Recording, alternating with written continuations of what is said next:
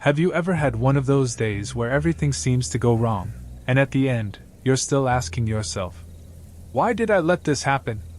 That's exactly what happened to me. I decided to sell some old tools on Craigslist before moving to a new city. I thought it would be easy, just as simple. Get this stuff out of here and make a little extra cash. Man, was I wrong. I posted the ad, and quickly started getting messages. The first one was from a guy named Todd. He seemed interested and set up a time to come the next morning. I was relaxed, thinking it would be a straightforward meeting, no big deal. I got home early, before the scheduled time, to make sure everything was in order. Todd showed up right on time. So far, so good. He seemed polite, but there was something off about the way he was acting. The first thing that bothered me was the way he was looking at the tools, almost like he was sizing up my house more than the tools. Soon enough, he started trying to negotiate a price way below what I was asking. I was sure the price was fair, and I had already decided not to lower it any further. The negotiation got more and more intense, and he kept insisting on offering an amount that was, at best, disrespectful. I stood my ground and said the price wasn't negotiable. He was clearly frustrated and started getting agitated. Instead of leaving, he just stayed there, like he was waiting for something to change. With every passing second, he seemed more uncomfortable, and I was starting to feel uncomfortable too. I tried to stay calm, but his behavior was making me nervous. He wasn't just looking at the tools, he was eyeing everything, as if he was searching for something. I didn't know what to think, but his behavior was clearly strange. He kept giving me these quick glances and making disconnected comments about the house. After a while, I decided it was better to ask him to leave. I told him I wasn't interested in negotiating anymore and that he could go. He left grumbling and with a look I couldn't quite interpret, but it definitely wasn't friendly. That's when I started to get really worried. I went to the window to check, and to my surprise his car was still parked outside.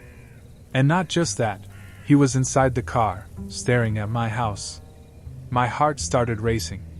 I thought, maybe he's just waiting for something, but what if he's not? As I tried not to freak out, I went to the kitchen, and no matter how hard I tried to calm myself, the image of the car and the guy outside wouldn't leave my head. I was about to make some coffee when I noticed that the car was still there, with him still keeping an eye on my house. That's when I started to think I might be overreacting, but something in my gut told me I wasn't. I decided to call a friend to tell them what was going on. I was thinking it might just be my paranoia, but I needed someone to give me some advice. My friend suggested I call the police, but I was hesitant, thinking it could be an overreaction on my part. After talking to my friend, I started to feel a bit more at ease, at least in theory. I went to the kitchen and locked all the doors, trying not to think about what was happening outside.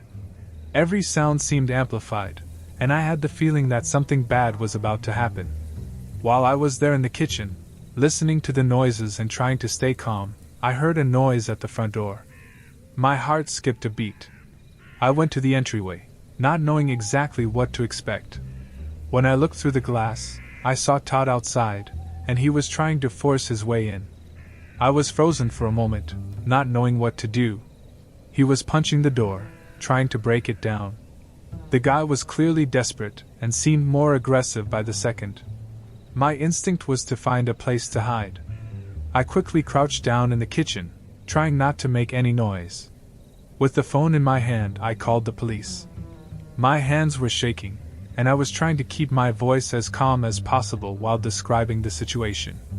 I could hear the noises outside, and it seemed like Todd was getting more and more frustrated. He was hitting the door with a force I hadn't seen before, as if he was on a mission to get in no matter what. I could hear the sirens in the distance, and meanwhile, Todd seemed to realize that the police were coming. He tried to run, but not before I heard a loud noise, like he was kicking the door with force. The tension was through the roof, and I was literally stuck in place, waiting for the police to arrive. Finally, I saw the police cars pull up in front of my house. I saw the officers run toward the entrance, and soon I heard the orders for Todd to surrender. He tried to flee, but the cops managed to catch him quickly. I was relieved, but still on edge. The police came into the house to check if everything was okay and asked a few questions. I was so exhausted I could barely process what was happening. Todd was taken away, and I was left there, trying to deal with the mixed feelings of shock and relief. I was at home, bored, and scrolling through Craigslist looking for a good deal. I came across an ad for a huge TV at a really low price. It seemed sketchy, but I decided to check it out. The seller, a guy named Mitch, was moving and needed to get rid of the TV quickly. The deal seemed too good to be true, but I set up a meeting to see the TV. The next day, I went over to Mitch's place. The neighborhood was a bit odd, but it seemed quiet. The house was a little dark and looked like no one had lived there for a while. I rang the doorbell, and to my surprise, it wasn't Mitch who answered. Instead, a middle-aged guy with a weird expression showed up, like he knew something I didn't. The guy had a forced smile and eyes that didn't blink. He told me Mitch was busy and invited me in to help with the TV. I walked into the house, thinking it was just a sales trick. But as soon as I walked in, he locked the door behind me. That's when my stomach dropped. The guy seemed to be playing some kind of game, and I had no idea what it was. He started asking me a bunch of weird questions about what I was doing there, and why I wanted the TV. I was just thinking, hold up, I'm just here for a TV, not an interrogation. The guy was getting more and more pissed off and nervous. Then, out of nowhere, he shoved me and made me kneel on the floor. I was totally freaking out, not knowing what to do. The guy started rummaging through my pockets, grabbing my phone and my wallet.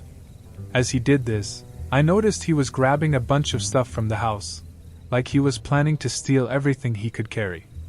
My heart was racing, and I tried to think of a way to get out of there. When he finally got distracted for a moment, I managed to get up and run out of the house. I dashed into the street and, with my legs shaking, called the police. While I waited, my mind was racing. I was in shock, trying to process what had just happened. The feeling that I had narrowly escaped something was overwhelming. When the police arrived, I told them everything I knew and waited for news, not knowing what was going to happen next. After the police arrived and I told them what had happened, they went to the house to investigate. I stayed outside, feeling like everything was turning into a nightmare. Time seemed to drag, and I was trying to stay calm, but the anxiety was palpable. Finally, the cops came out of the house with serious looks on their faces. They told me they had found the real Mitch tied up and beaten in one of the back rooms. The guy I met wasn't Mitch. He was pretending to be him to rob the house. The real Mitch was hurt but alive. He had been brutally assaulted and left there while the imposter took advantage of the situation to steal whatever he could. Hearing this, I was stunned. The idea that someone could be so cruel and manipulative was chilling. The guy who attacked me had a criminal record and a history of conning and robbing people. The police said he had been using Mitch's house as a sort of base for his criminal activities, tricking victims with fake ads and then attacking them when they showed up. I learned that the real Mitch was in the hospital, recovering from his injuries. The guy I encountered at the house was a real predator, and I was incredibly lucky to have escaped. I didn't know what would happen to the attacker, but I knew he was in serious trouble with the law. The feeling of having escaped something so serious left me in shock.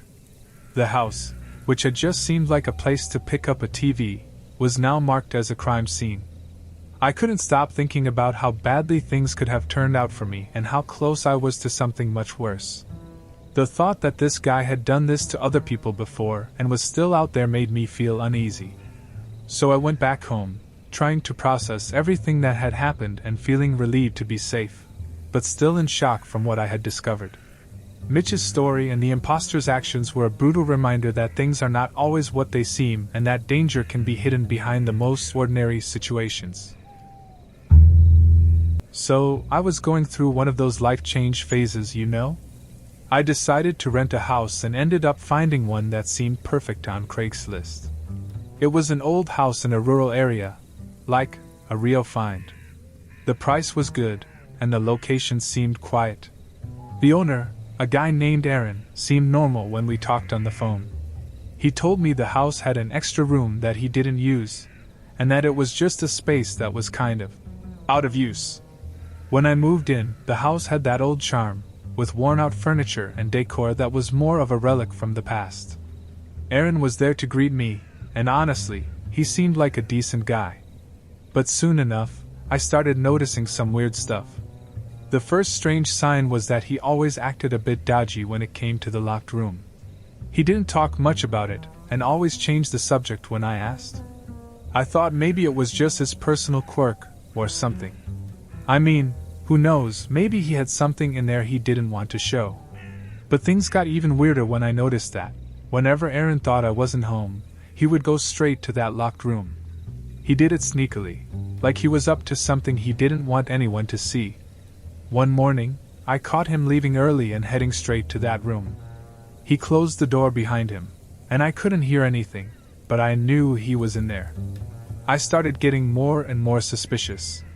I kept thinking, what the hell is he doing in there? Why doesn't he want anyone to see?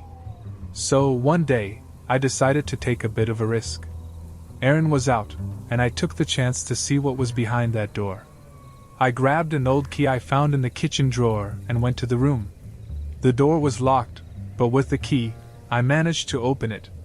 As soon as I stepped inside, a nasty smell hit me. The room was dark and dusty, and it looked like no one had touched it in years. I turned on the light and saw it was a basement, filled with junk and dirt.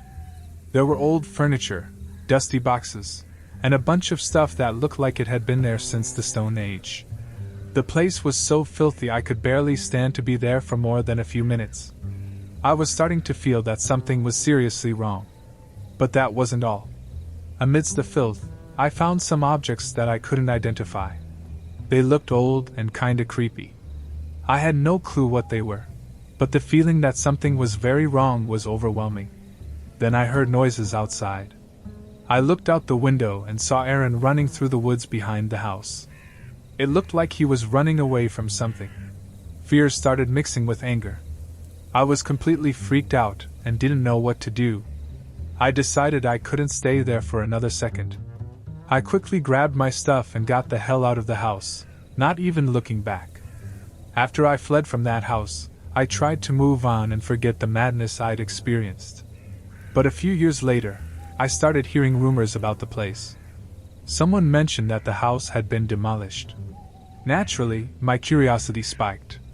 I decided to dig a bit deeper to see what had happened to that place and, of course, to Aaron. I went online and, to my surprise, found a story mentioning the house. There weren't many details, but what I discovered was enough to shock me. The house had been demolished due to criminal findings. Yep, in big, bold letters. Apparently, investigations revealed some very suspicious activities at the location.